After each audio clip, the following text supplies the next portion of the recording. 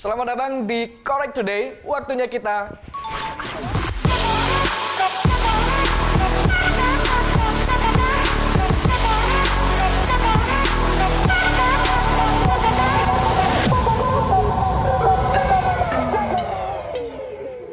gara-gara COVID-19, harga emas tembus 1 juta rupiah. Terus, waktunya borong emas atau safe haven lainnya? Dampak pandemi COVID-19, banyak yang bertanya-tanya, prospek ekonomi ke depan tuh gimana ya? Ya nggak sih? Banyak yang mengamankan aset, apalagi kalangan jet set yang punya aset selangit. Nah, di kondisi kayak gini, investasi di pasar uang dan pasar modal justru semakin gak menarik. Nah, bukan rahasia lagi, investasi emas justru jadi primadona karena dianggap sebagai safe haven yang resikonya rendah dan juga gampang dicairkan dalam bentuk uang. Apalagi emas tuh nggak terpengaruh sama kebijakan suku bunga dan juga kebijakan moneter dan fiskal baik dari pemerintah ataupun bank sentral. Bahkan, menurut Lukman Leong dari Asia Valbury Futures, ini potensi emas itu masih terus akan naik. Pasalnya, ini kasus dari COVID-19 aja masih terus naik. Dan diperkirakan pemulihan ekonomi baru kelihatan di kuartal keempat 2020. Nah, kenaikan dari emas ini bahkan bisa mencapai 10% dalam waktu singkat, yaitu sekitar 1,1 sampai 1,2 juta rupiah. Nah, karena itu banyak yang memindahkan asetnya ke emas batangan, sehingga harganya pun meroket naik. Tapi, benarkah menyimpan emas itu tanpa resiko? Kalau menurut Eni Srihartati dari Indef, harga emas ini juga masih fluktuatif. Pasalnya, nggak sedikit juga yang melepaskan emas demi likuiditas. Karena apa? Mereka masih butuh duit untuk operasional, termasuk perusahaan-perusahaan. Salah satunya membiayai gaji karyawan. Beruntunglah kalian para karyawan kalau perusahaannya udah mengantisipasi dari sejak dini.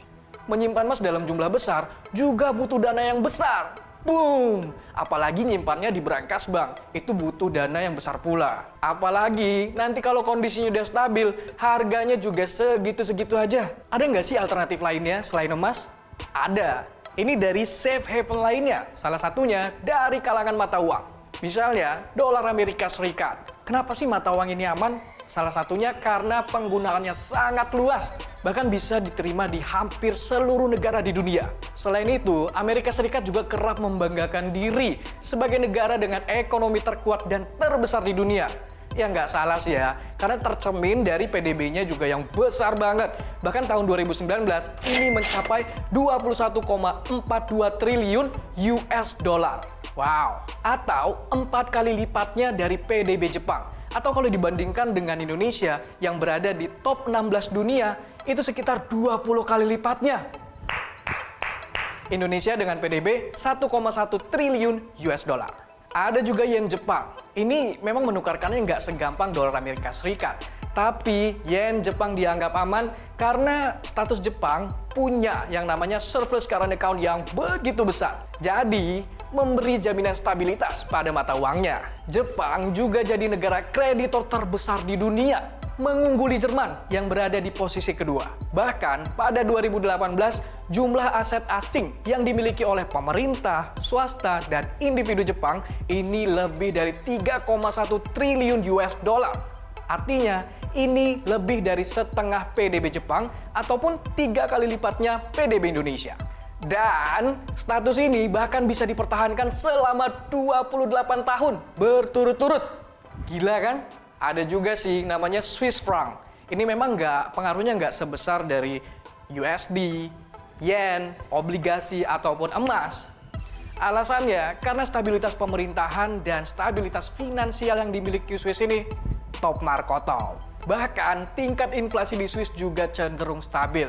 Dan investor ini percaya banget, punya kepercayaan yang tinggi kepada Bank Sentral Swiss atau Swiss National Bank.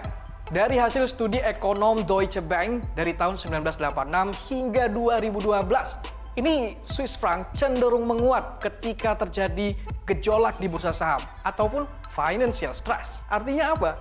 Teruji konsisten selama 26 tahun. Selalu menguat ketika terjadi gejolak di pasar finansial. Tapi masalahnya mereka juga terpengaruh dinamika pandemi COVID-19. Atau safe haven lainnya, ada juga obligasi pemerintah. Ada apa aja sih? Misalnya obligasi retail Indonesia atau ORI, sukuk retail atau SUKRI, serta ada juga saving bond retail atau SBR, dan ada juga sukuk negara tabungan atau ST. Nah yang kayak gini nih banyak diincar oleh milenial yang udah melek finansial. Nah, udah tahu kan mau pilih yang mana? Pokoknya pastikan sesuai dengan kebutuhan dan kemampuan kalian. Oke, simak informasi selanjutnya hanya di Korek Today, pasti Korek Today.